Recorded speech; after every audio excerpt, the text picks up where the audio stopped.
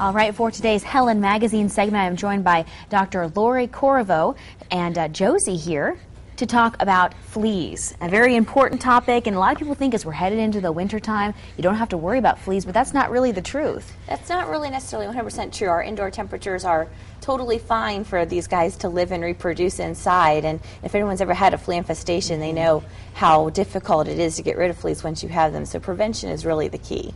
And let's talk about prevention and maybe ways to get rid of fleas. Yeah, so the important thing to realize is an adult flea can actually lay 50 eggs a day on the pet, so that's a lot of eggs they're laying over their lifetime, and they can live about 100 days or so. And so prevention, not only is the adult that's there, but remembering that these guys lay eggs, the eggs hatch out into larvae, the larvae form pupa, and then after the pupa comes the adult. And so you've got all of these environmental flea life stages that you actually need to deal with, and that's really where a lot of the frustration comes into play, because there's really nothing that kills the pupa stage of the flea life cycle. So you're having to actually treat the pet and treat the environment and allowing that life cycle to kind of finish its course.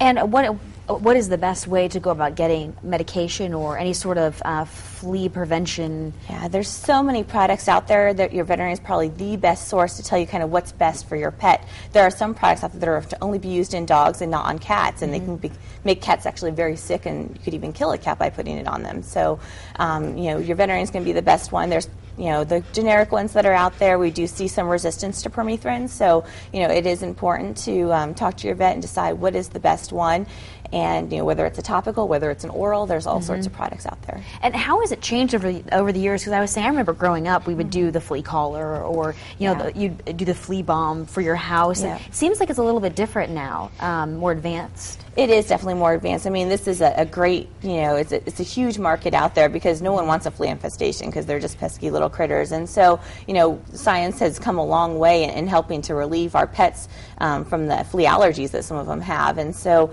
the spot-ons that you only have to put in one spot, and then they travel through the oils of the body, which is wonderful, to, an oral one that actually gets secreted into the bloodstream, so that when the fleas bite the animal that they die. And it works on not just the adult flea, but maybe works on the eggs not being able to hatch out, or the larvae not being able to go through their molting stages.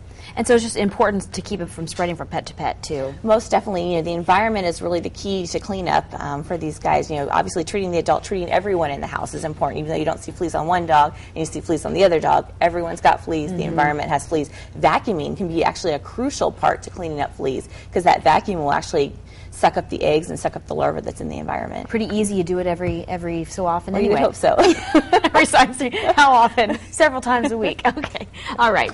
Well, stay tuned. We'll be up with some more news next.